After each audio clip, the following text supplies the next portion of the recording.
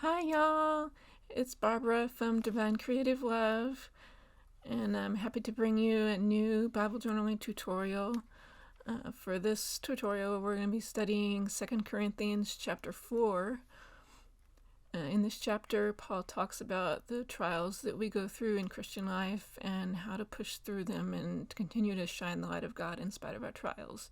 So, especially verses 7 through 8, we now have this light shining in our hearts, but we ourselves are like fragile clay jars containing this great treasure. This makes it clear that our great power is from God, not from ourselves. So, in other words, we're like imperfect earthly vessels, like cracked pots, and in spite of our cracks, God's light can still shine through, and it shows that it's from His power and not from us. So to kind of bring this theme to life, I chose a little bit different idea. So I had this stamp set that says "Dark clouds make bright rainbows," which is kind of similar. So fragile clay jars, they let God's light shine through, and also dark clouds let sunlight through the raindrops to create a rainbow. So that's why I decided to use this dark clouds make bright rainbows theme to kind of bring this verse to life. And I've chosen this color scheme with 8 different colors of the rainbow, and then a kind of a dark sky blue color to simulate the dark clouds.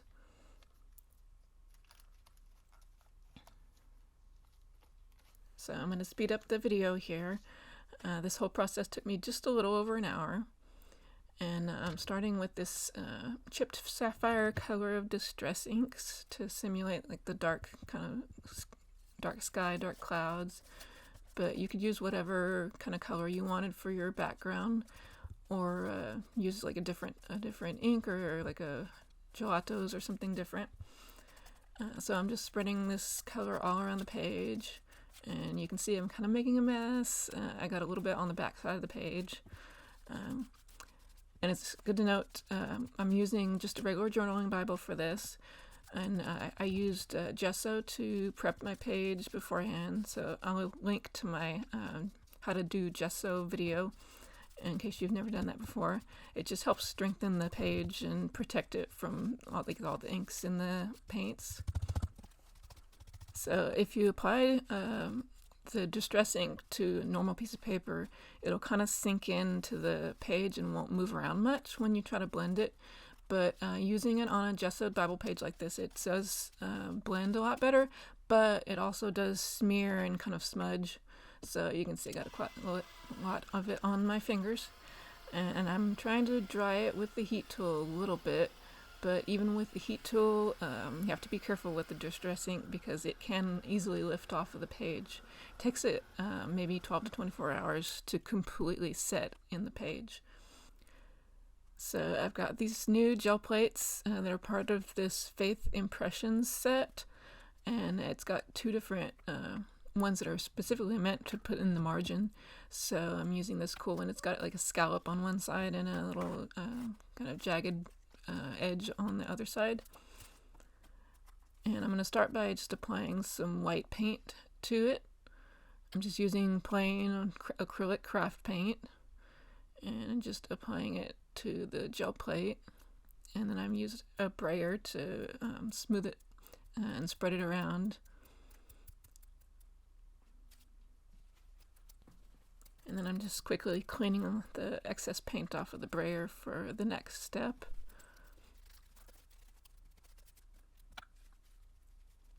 So you'll notice with these gel plates, if you try them out for yourself or if you've used them before, they are pretty wiggly. They're kind of a little bit like picking up Jello. So for a big one like this, it's a little tricky. So take your time if you do that step. And so I just applied it to the margin there. And you can see it makes a pretty cool print. So you can leave it like that, just with the little distressed kind of look.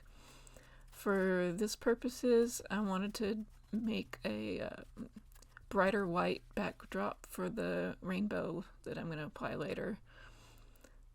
So I just got a regular craft brush and I'm just applying more white paint to the background there.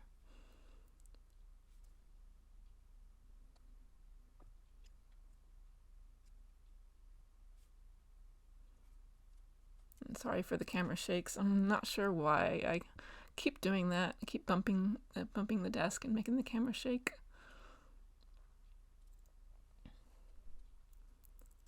And you can see how the page wants to keep curling up on the right side there. I kept getting paint on the other side of the page, but that's typically what happens when you use gesso and paint or both on the Bible page. It tends to want to make the page curl, so you just have to work with it.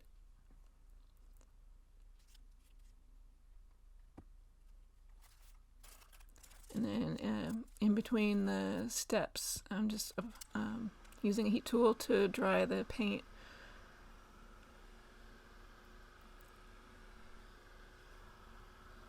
And you can see where I kind of got it on the back side of the page and had to wipe some off. This page turned out to be a particularly messy page. I mean, a lot of Bible journaling pages are a little bit messy. They don't always turn out like you expect. Sometimes you get some good lessons out of that when you don't get what you expect, but then, you know, God kind of teaches you something. But this page turned out particularly messy. You can see I'm getting paint all over my hands, and it's kind of getting everywhere. But it was fun. So I wanted a more white to the background with those distress inks, since they were still wanting to lift off of the page some. They kept kind of blending with the paint a little bit. Now you can see there I got my fingers on the page and lifted some of the ink off. So I was just going back in there with another layer of white paint to try to make the background of the margin a little bit brighter. So it's always tempting, and I forget to not touch the page when there's ink on the page, and then I just lift it right off. But that's easy to fix. So not a big deal. Don't worry if you make little mistakes like that in Bible journaling. It's gonna happen, and there's always a way to, you know, fix it or get around it somehow.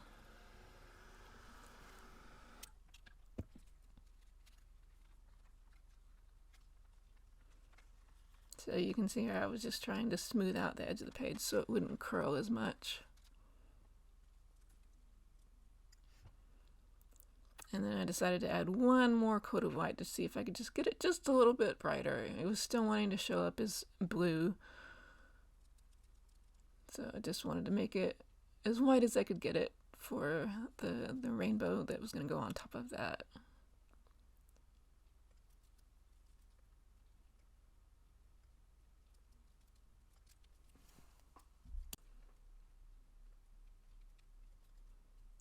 So in this case, the paint that I was using was just straight acrylic paint, but it was going on kind of thick.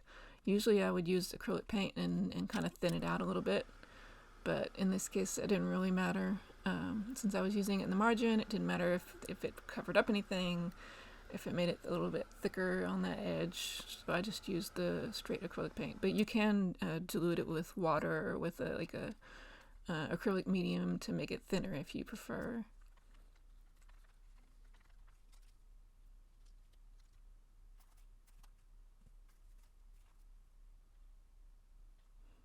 So with the white part being satisfactory, we're moving on to applying the rainbow colors, which is the fun part.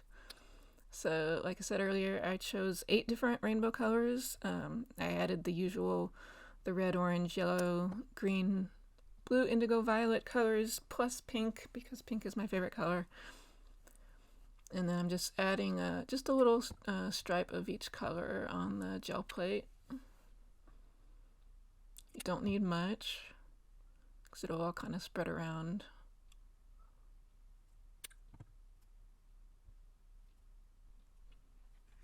And I should mention, for these colors, most of the brands that I'm using are full cart, just regular acrylic paint, but really any acrylic paint will work.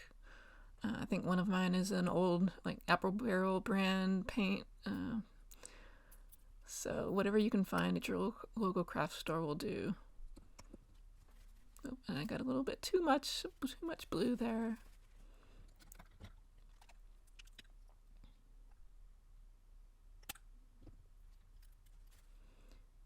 Okay, so then I was just using the brayer to kind of blend the colors. So if you're doing this on your own, just remember to wipe it off in between the color groups. So you do 2 or 3 colors at once, and then clean off the brayer, and then you can start in on the next 2 or 3 colors. That way you're not mixing and kind of turning everything into muddy colors.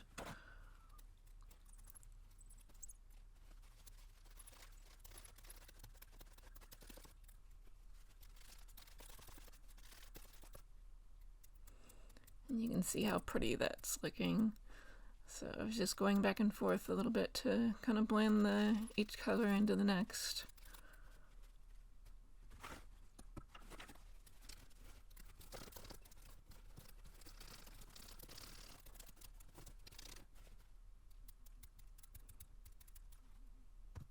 And at this point I decided I wanted to add a little bit more purple, that I didn't have enough.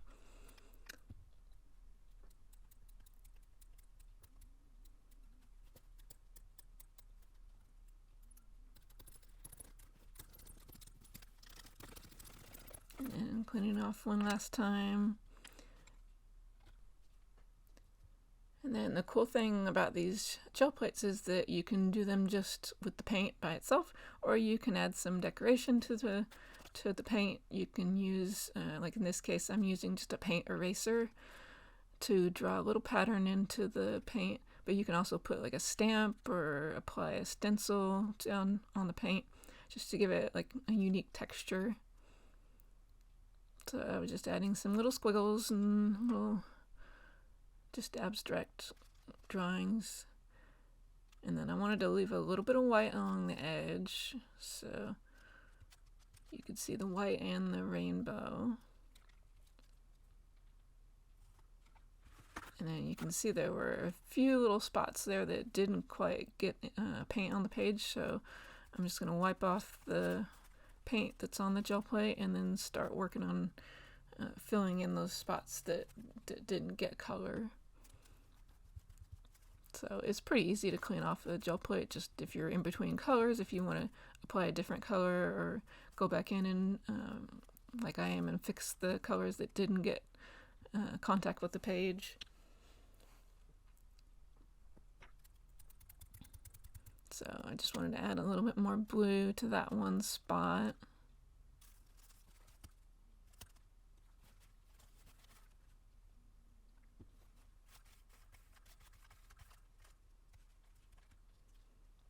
And then also at the top there's some red and pink that didn't get applied. So I decided I better make it, better dry it off before I applied any more paint, unless I smudged the part that I already got on there. So that's always a good step, drying it in between layers or in between steps.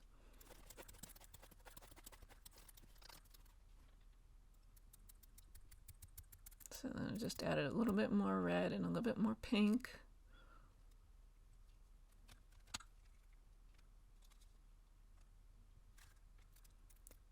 And then there was still a little bit more in the corner that didn't get any red. So one last little bit of paint, and then that should do it.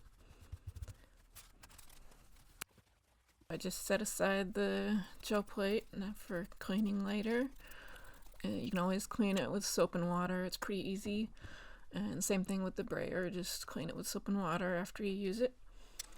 And then making sure that the paint is dry.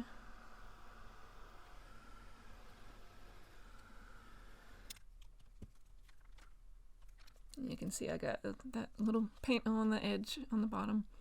So our next step is to apply the stamp.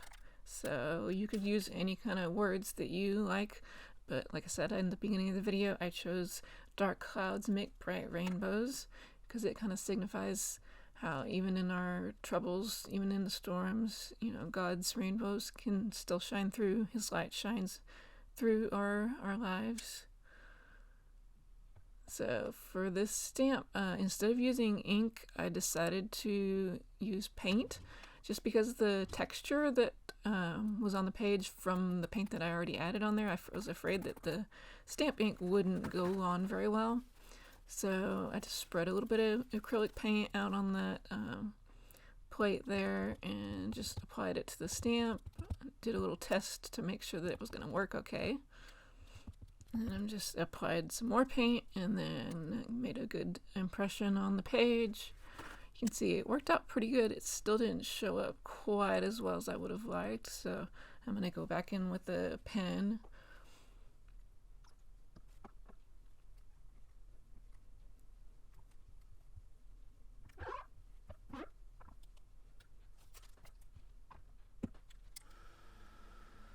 So I just wanted to make sure that it's good and dry first.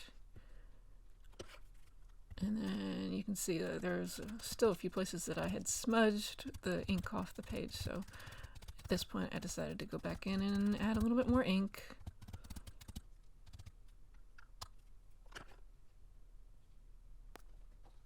And then all important step that I should do much more often is cover up the ink part, the part that is prone to smudging, with a piece of paper, so I won't touch it and get it on my fingers and smudge it. And I just was taking a black glitter gel pen to go over the words so they were a little more visible. So like I mentioned at the beginning of the video, this concept of dark clouds make bright rainbows is kind of based on what Paul says in 2 Corinthians 4:7, but it also ties into chapter 4 verse 17, where he says, "For our present troubles are small and won't last very long, yet they produce for us a glory that vastly outweighs them and will last forever." So you could actually say that it's not our troubles that will be remembered. It's not the struggles that will last forever. It's the glory that God brings out of our troubles. And I hope that's as comforting to you as it is to me. It always makes me feel better when I'm struggling with something, to know that God is going to use this for good.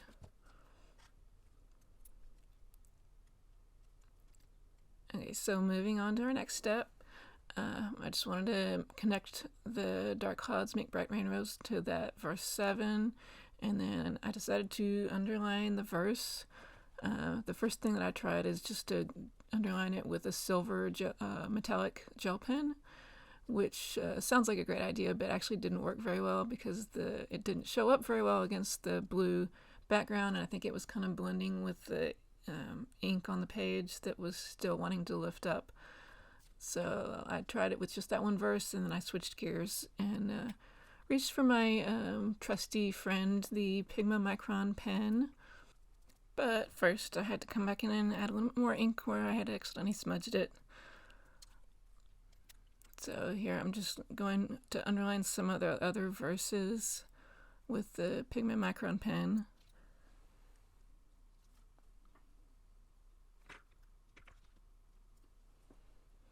So I'm underlining verses 8 through 10 there. And then I wanted to underline that verses 16 through 17. This really did turn out to be kind of an unconventional Bible journaling page, in that the words that I used in the margin and the kind of theme didn't necessarily match, but I still think it really works with the verse 7, that we are like fragile clay jars, broken and cracked, but we can still let God's light shine through, just like dark clouds let sunlight shine through to create a beautiful rainbow. So there's the finished page. It really turned out really pretty and colorful. So it really is a bright rainbow to drive that point home. So then just the last step, removing all the protective paper so you can see the finished page. Now it's beauty.